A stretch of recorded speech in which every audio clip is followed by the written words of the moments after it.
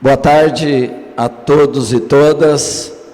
Vamos dar início à nossa rodada de debate sobre a MP 905, Carteira Verde e Amarela, e também sobre a reforma sindical proposta pelo governo Bolsonaro.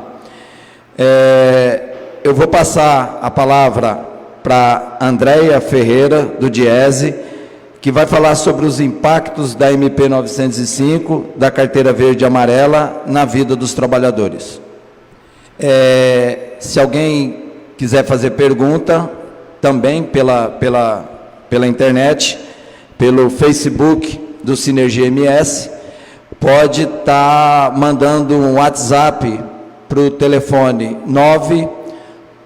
99284-5428. Então, uma boa tarde a todos e um bom debate para nós. Boa tarde a todos e a todas. É sempre um prazer e uma alegria quando a gente tem a oportunidade de se reunir para discutir um tema tão importante que vai afetar os trabalhadores e a sociedade, porque como a gente vai observar ao longo da apresentação, essa MP, como mais uma das medidas provisórias adotadas pelo governo, ela extrapola as funções, o objetivo inicial pelo qual ela foi criada. Então, só para destacar o que é o Diese, para quem não conhece, Diese é Departamento Intersindical de Estatística e Estudos Socioeconômicos. Nós faremos 64 anos agora no dia 22 de novembro, e é um departamento de pesquisa econômica que foi criado e ele é mantido pelo Movimento Sindical de Trabalhadores. Então, tudo que é relacionado ao mundo do trabalho, o Diese faz acompanhamento, elabora estudos, pesquisas sindicais, presta assessoria para as entidades de trabalhadores, e esse é o momento em que nós precisamos realmente nos unir e apoiar essas instituições que têm há tanto tempo têm estado ao lado do trabalhador e pelo trabalhador. Sem mais delongas, o nosso roteiro é simples, embora a MP seja muito complexa, a gente vai se concentrar nos aspectos gerais que vão afetar os trabalhadores e vão afetar a sociedade também, que já vem sofrendo num cenário de recessão que tem pelo menos 3 anos, e a justificativa para a criação dessa medida provisória, a despeito de criar empregos, ela vai extrapolar as suas funções, e a perspectiva que a gente tem observado, quando a gente olha os números da conjuntura econômica, é que isso tende a não acontecer, muito pelo contrário. Ela tende a agravar uma situação que já vem sendo agravada no mercado de trabalho brasileiro, que é ligada à reforma trabalhista. Na verdade, a gente teve uma série de reformas, a gente teve uma reforma do ensino médio, a gente teve uma lei de terceirizações, tivemos ainda a reforma trabalhista, que foi implementada em novembro de 2017 e que, a despeito, com o propósito de criar 6 milhões de empregos, não gerou nem sequer 1/3 disso. E o que a gente tem observado de lá para cá, então, na verdade, é uma precarização das relações de trabalho, porque ela afetou jornada, remuneração, contratação e dispensa dos trabalhadores, e isso tem um reflexo imediato, não só para aquela pessoa, para aquele trabalhador que está ficando empregado ou desempregado, mas para a sociedade como um todo, que a gente tem observado, então, num quadro persistente de inatividade econômica. Então, a ideia é de mapear esses aspectos gerais que vão afetar todas as pessoas, e especialmente para aqueles que estão empregados, esses 4 itens, que é PLR, que é participação de lucros e resultados, microcrédito, fim da exclusividade dos bancos públicos federais na concessão dos benefícios de abono salarial e seguro-desemprego, e outros temas de interesse dos bancos. E aí pode soar estranho, mas como assim interesse dos bancos? Mas é porque realmente eles ajudaram a construir essa peça, e eles também, então, serão responsáveis, eles têm um propósito nessa MP, e aí a gente vai observar que os reflexos são realmente favoráveis para os bancos e não para os bancários, que são os trabalhadores do setor, e que isso vai continuar afetando todos nós. Então, sobre o pretexto de estimular o emprego, o primeiro emprego entre os mais jovens, compreendidas as pessoas de 18 até 29 anos, na verdade o que a gente observa é que essa MP ela promove mais uma reforma trabalhista. Aqueles pontos que foram vedados na reforma de 2017 e que não conseguiram avançar por nenhum outro dispositivo legal, eles pararam aqui nessa MP ainda piorados. Então ele limita o público de alcance, ele faz uma estimativa de geração de empregos e de geração de público que não tem nenhum subsídio, não tem nenhum outro dado de algum instituto corroborando essas expectativas, da onde que surgiu isso. E a propósito, né, com esse pretexto de criar empregos, o que a gente na verdade observa é que pode ter um aprofundamento da precarização no ambiente de trabalho que a gente tem observado hoje na sociedade. Nós vamos pegar, obviamente, o exemplo de Campo Grande, Mato Grosso do Sul, que é onde nós estamos aqui, tem o escritório que está promovendo esse evento. E eu comentava ontem que se nós andamos nas ruas das cidades, mesmo nas grandes capitais, a gente vai observar um aumento daqueles rapazes, ou às vezes moças, que trabalham com aplicativos de alimento, né, para entrega de comida. Então tem Uber Eats, tem Rappi, tem um outro que eu esqueci o nome, e assim sucessivamente. E aí eles vendem isso, essa uberização do trabalho como uma vantagem do trabalhador fazer o seu horário, fazer a sua jornada, mas na verdade o que a gente vê é pessoas trabalhando muitas horas para receber o mínimo possível que garanta simplesmente a sua subsistência. Eles não têm recursos para atender qualquer outra necessidade na sua vida. E o que a gente observou no aspecto geral inicial, que foi um grande choque, que foi o que circulou na mídia, foi justamente o benefício para o setor empresarial. E no momento que a gente está discutindo crise fiscal, a necessidade de nós reformarmos o sistema tributário, o governo brasileiro, então, criou o que nós carinhosamente estamos chamando de Bolsa Patrão, né? Tem o Bolsa Família, agora nós temos o Bolsa Patrão, porque o trabalhador que for dispensado, além dele já ficar na dificuldade de desemprego, num ambiente em que ele não tem chances de rápida recolocação no mercado de trabalho, ele ainda ele vai pagar um imposto sobre a sua rescisão, sobre o seu seguro-desemprego. Então isso é perverso, né? Nós estamos vivendo hoje, nos anos, né, nesse século 21, nós estamos vivendo em pleno 2019 uma situação que nós observamos na economia brasileira nos anos 80 e 90. Nos anos 80 as pessoas não conseguiam um emprego seletista, né, com a carteira, com todos os direitos e garantias, mas elas conseguiam abrir espaço no mercado informal. E o que nós estamos observando hoje, porque aconteceu isso na década de 90, as pessoas não conseguiam se recolocar no mercado formal e também não conseguiam entrar no mercado informal. É isso que a gente está observando, que é uma precarização e um desemprego e uma situação de desalento, que é quando o trabalhador nem tem mais perspectivas de conseguir uma ocupação, a gente está observando esse número cada vez aumentar. A respeito desse tema, como pelo nosso tempo a gente tem uma limitação temporal e o tema obviamente não vai se esgotar aqui, no site do DIEESE, www.diese.org.br, existe uma nota técnica falando sobre esse assunto, é a nota 215, ela está disponível para consulta gratuitamente, então baixe esse material, replique, compartilhe, para que as pessoas saibam o que essa MP significa. Então ela vem com uma promessa de geração de 1.800.000 postos de trabalho até 2022, então ela é uma medida de alcance temporário, porque é só até 2022. Não fica claro, na verdade, na lei, se os jovens de 18 a 29 anos podem ser aqueles empregados que estavam numa experiência anterior, como de trabalho precário, intermitente, jornada parcial ou aprendizagem ou tempo de experiência, se eles podem ingressar para esse modelo ou não. Não fica claro isso na MP.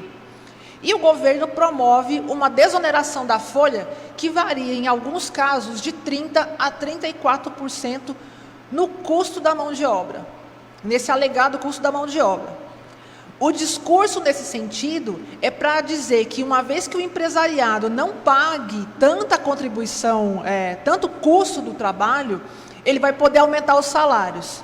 Mas a MP me diz o seguinte também, que a remuneração é de até um salário mínimo e meio, o que dá hoje R$ 1.497. E vocês realmente acreditam que o empresariado vai deixar de recolher menos e vai aumentar o salário? No momento de crise e inatividade econômica, onde o comércio está parado, as indústrias estão fechando, a gente vem observando um quadro de desindustrialização ainda mais acelerado do que a gente já tem observado ao longo dos anos na economia brasileira, mas, segundo o governo, com essa MP, vai ser a salvação da lavoura. Uma outra coisa que a MP não deixa clara é que ela limita essa nova contratação a 20% do quadro atual de empregados que são contratados, que foram contabilizados no período de janeiro a outubro deste ano. Mas ele também não impõe nenhuma regra que proíba que todos aqueles empregados sejam mandados embora e novos empregados sejam contratados. Porque ele impõe para essa pessoa que fica desempregada uma carência de 6 meses para ela retornar para o mesmo posto de trabalho. Mas com 12,7 milhões de desempregados, não precisa de muito esforço, nem fazer muita matemática para descobrir que a pessoa não vai ter condições, ele vai pegar uma pessoa nova por um salário menor e para ir tocando do jeito que dá. Ele diz que são apenas novos, mas não tem garantia nenhuma. As pessoas com mais de 55 anos, que já tem, não é de hoje que há um prejuízo nas pessoas, na verdade, de acima de 40 anos no nosso país, para se recolocar no mercado de trabalho, elas não foram privilegiadas ou contempladas nessa política de geração de emprego. Então, como eu estava com a previsão que a gente viu da desoneração da folha de pagamento, então olha aqui, desoneração de encargos sociais patronais incidentes sobre a folha de salário, contribuição previdenciária, salário e educação, contribuição para o sistema S, SEBRAE e INCRA. Essa apresentação depois a gente tem como deixar disponível, porque não vai, acho que provavelmente vocês não vão conseguir ler a partir do ponto vermelho ali, do inciso vermelho, que fala da contribuição previdenciária. Mas a estimativa que nós fizemos hoje no DIEESE, de perdas para a Previdência, que já tem sido prejudicada desde a reforma trabalhista, da reforma da Previdência, perdão, a estimativa de perda com essa desoneração chega a 12,9 bilhões de reais nesse intervalo de 2 anos.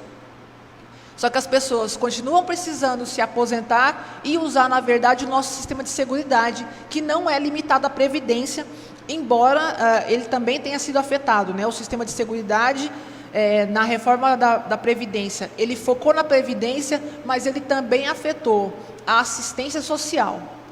E a mesma coisa, essa MP continua agravando, interferindo nesse outro conjunto de medidas que elas configuram o estado de bem-estar social que até então a gente tinha planejado a partir da Constituição de 88.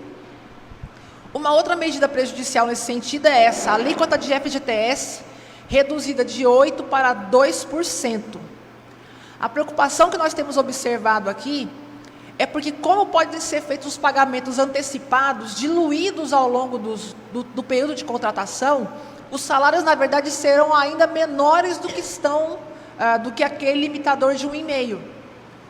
Ele pode, na verdade, colocar a antecipação de férias, 13º, saldo do FGTS, para chegar no valor de R$ 1.497.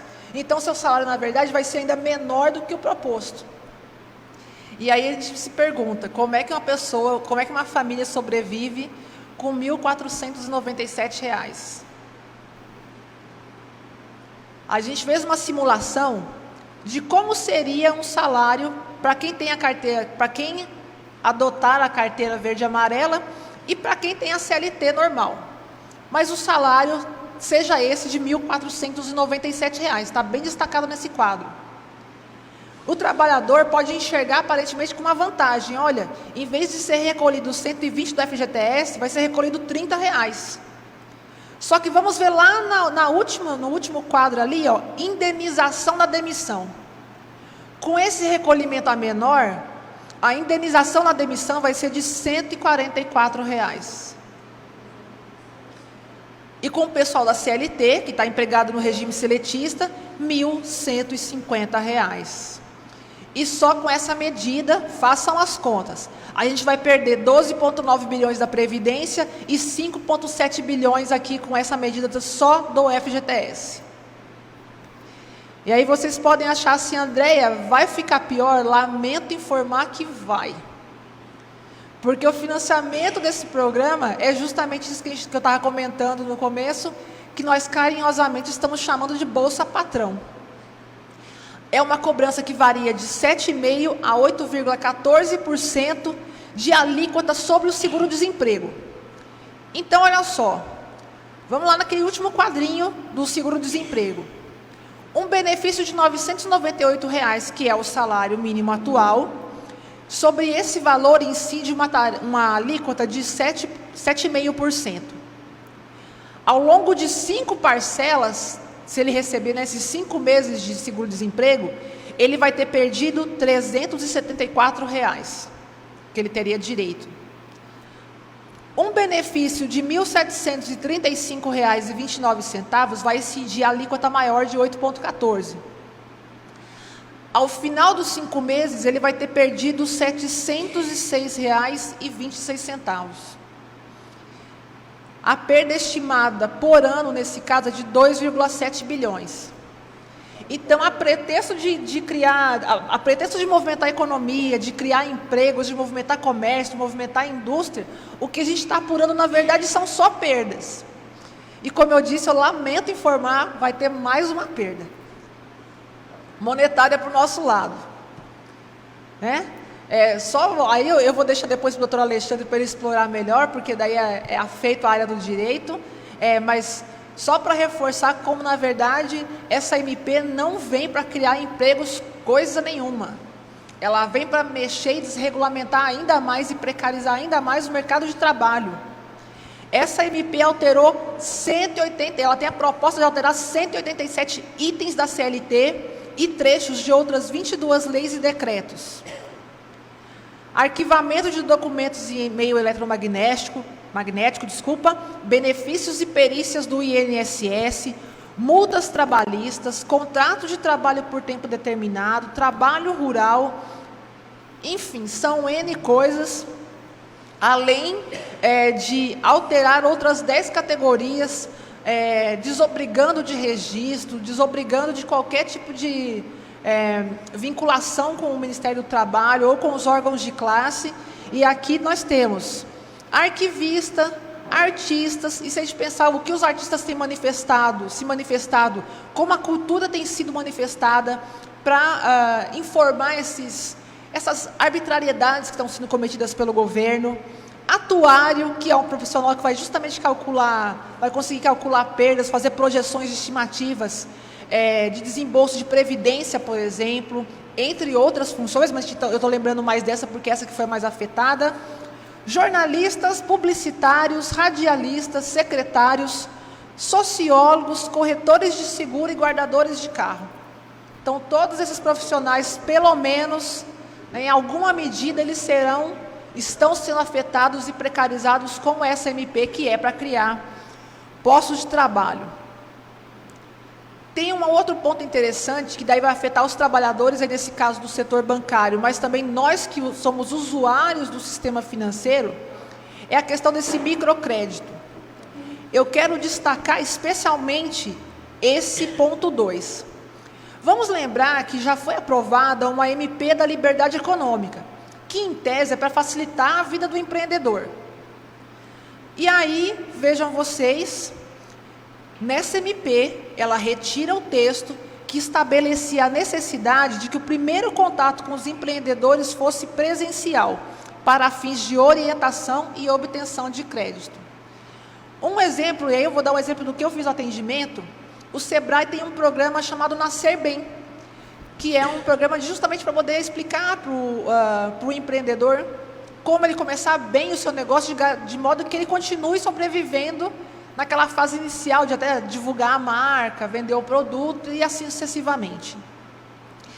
E determinados valores, especialmente para os bancos públicos, que são os que mais operam com investimento para microcrédito, eles tinham que fazer, aquele empreendedor tinha que fazer alguns cursos, se fosse na área de alimentos, e tinham que apresentar um projeto de viabilidade econômica, que é um documento não só para o banco, que os economistas elaboram, mas é também um documento para aquele empresário saber como ele vai conduzir o seu negócio. É um instrumento muito útil. E agora ele tira a necessidade desse primeiro contato. E eu, quando eu fazia esse tipo de consultoria, justamente alertando aquele empreendedor das dificuldades do negócio, se era o momento adequado. E agora imaginem a pessoa só tendo a cara e a coragem e o nome limpo para pegar dinheiro no banco ou na instituição que seja. E geralmente quem opera microcrédito são os bancos públicos, sem ter nenhuma contrapartida, não precisa nem ser presencial para obter crédito. Quem é que garante que isso não vai ser fraudado? Quem é que vai investigar a licitude desses processos? Porque a MP também altera os papéis dos órgãos fiscalizadores. Ela prejudica ainda mais, limita ainda mais a atuação do Ministério Público do Trabalho, da Secretaria de Trabalho e outros órgãos de fiscalização e controle. A quem interessa esse tipo de coisa? Aumenta o valor dos limites de receita bruta anual para enquadramento nesse programa de microcrédito, de 200 mil para 360 mil reais. A metodologia da concessão de crédito passa a ser estabelecida em ato do Conselho Monetário Nacional, e não mais por um regulamento fixo. Qual a leitura que eu não sei como é que os advogados, o pessoal do setor jurídico faz a leitura, mas a leitura para mim, que sou economista, é preocupante, porque a depender de quem estiver no Conselho Monetário Nacional, ele pode favorecer os amigos do rei ou prejudicar os amigos do rei. Quem é que me garante se eu não tenho um regulamento claro para que todas as pessoas possam acompanhar? Passa a ser admitida a possibilidade de relacionamento direto com os empreendedores. A partir de agora, o contato direto da entidade fornecedora de crédito com os beneficiários não será mais preponderante, o que deve alavancar o atendimento por meios digitais e eletrônicos em substituição ao atendimento presencial. E aí nós vemos um ataque indireto aos bancos públicos que fomentam esse microcrédito, linhas de financiamento estudantil, de habitação popular, e não é à toa. Desde o começo do mandato, tanto o presidente como o ministro da Economia tem falado em privatizar os bancos públicos. E qual a melhor forma de privatizar os bancos públicos do que sucateá-los? É a mesma conversa com o SUS. Quando a gente observou a questão da reforma da Previdência, eu alertava que a próxima medida que ia ser atacada ia ser o SUS, o sistema SUS. E voltou à baila uma discussão de pagamento do SUS, de privatização do SUS, e assim sucessivamente. Tivemos realmente a extinção do DPVAT, que prejudica o financiamento do sistema de saúde. Realmente, assim, não há inocentes nesse jogo, não há ponto sem nó. E só para terminar essa questão do microcrédito, essa que sinceramente que eu achei a mais interessante, é a alteração das competências do Ministério da Economia. Eu vou destacar só aquela frase que está em vermelho aqui no meio, porque ele diz o seguinte: ele está mudando a exigência de inscrição dos agentes de crédito como contribuintes individuais no regime geral de previdência. Quer dizer, ele continua minando a previdência. Segundo o Ministério da Economia, essa alteração tem o objetivo de modernizar a legislação trabalhista. Mas aí eu pergunto para vocês, não foi modernizado o suficiente em 2017?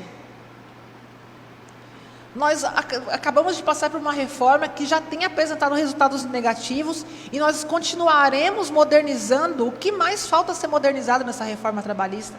Obrigada, querido. Aqui é um tema para os trabalhadores que recebem PLR. Também é algo preocupante.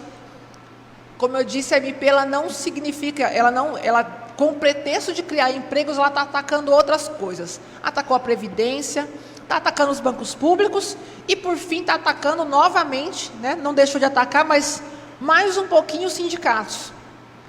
Caso a negociação seja feita por comissão, não será mais obrigatória a participação do representante indicado pelo sindicato. E os sindicatos, a despeito de todo o prejuízo que tem enfrentado desde 2017, ainda são a linha de frente de defesa para os direitos trabalhistas que nós ainda temos no país. Um outro ponto interessante dessa questão das alterações da PLR é a criação de índices de qualidade, de produtividade, programas de metas, resultados e prazos, que eles podem ser estabelecidos individualmente ou por grupos. O banco, por exemplo, pode estabelecer PLRs diferenciadas a partir dos seus cargos. Então, os caixas bancários teriam uma PLR, os gerentes teriam outra PLR, vai ter uma competição ainda mais acirrada do que a gente já observa atualmente. Ele pode estabelecer múltiplos programas de PLR, e aí ele pode também propor a negociação individual de PLR. Agora eu pergunto para vocês, num ambiente de desemprego, que a recolocação do mercado de trabalho, se houver, por 2 anos, ganhando 1.497, vocês acham que os trabalhadores não vão aceitar o contrato que vier a título de PLR? Ele está pressionando ainda mais o trabalhador para aceitar ser precarizado. Fique feliz de você ter um trabalho ainda e fique feliz de você ser explorado. Uma amiga minha, ela fala assim, que até uma música sertaneja, aceita que dói menos, ou algum meme, e aí ela fala que na verdade é o seguinte, aceita que dói mesmo. A gente está nesse ponto. E vai ser essa conversa, que já não tem sido fácil, desde a reforma trabalhista até agora.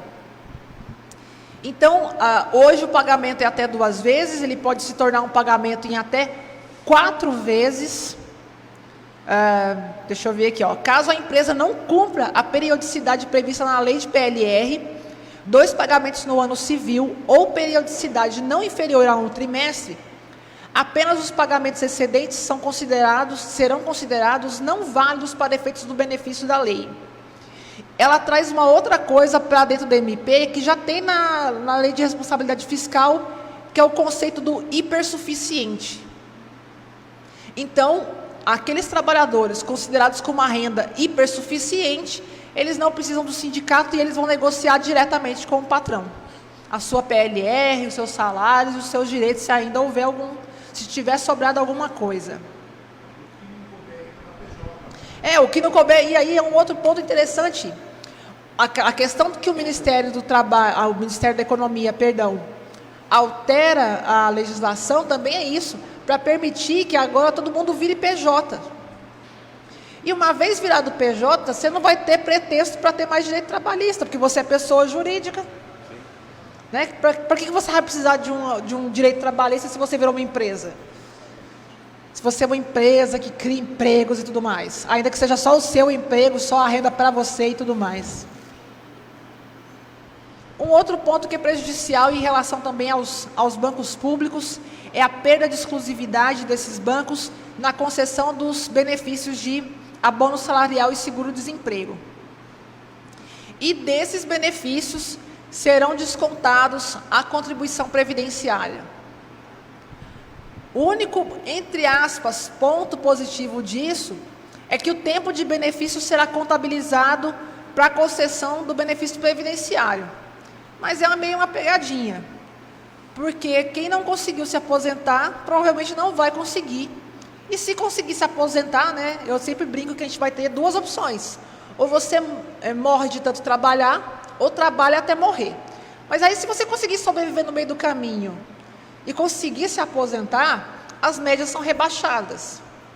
Então vai pegar do seu primeiro a sua última contribuição, vai somar e fazer uma conta de média simples. Vai pegando todos os seus salários, a média tende a ser rebaixada. E finalmente, para eu encerrar, que é um tema de interesse dos bancos e é prejudicial aos trabalhadores mais uma vez, infelizmente, é que os juros dos débitos trabalhistas, eles foram alterados para baixo. O que acontece? Hoje, nas correções desses débitos trabalhistas, eles são corrigidos pela seguinte fórmula: IPCAE, Índice de Preços ao Consumidor Ampliado Especial, que ele combina uma série dos outros IPCAs, ele monta uma cesta e ele chega a esse cálculo, só que ele é calculado trimestralmente e 12% ao ano. Então, isso hoje dá mais ou menos 16%, essa correção. A correção proposta pela MP é que seja o IPCAE e os juros da poupança. E como a gente está sabendo, a poupança não está rendendo muito, então a gente cai de uma correção de aproximadamente 16% para 7%. Então, para finalizar e passarmos para daí a ouvir as considerações do Dr. Alexandre e a gente pensar no debate, quem é que está ganhando afinal com essa MP verde e amarela? Numa coisa nós não podemos dizer que estamos surpresos, porque afinal das contas, o presidente, antes de ser eleito e depois de ser eleito, e os seus ministros falaram claramente que os trabalhadores brasileiros deveriam escolher entre ter direitos ou ter emprego. Cabe a nós perguntar: é esse tipo de emprego que a gente esperava? É esse tipo de remuneração? São essas as alterações que vão promover o crescimento e o desenvolvimento econômico pelos quais ele foi eleito, para salvar a economia? Então, tá aí o meu telefone e os meus contatos de e-mail aqui no Escritório Regional de Mato Grosso do Sul.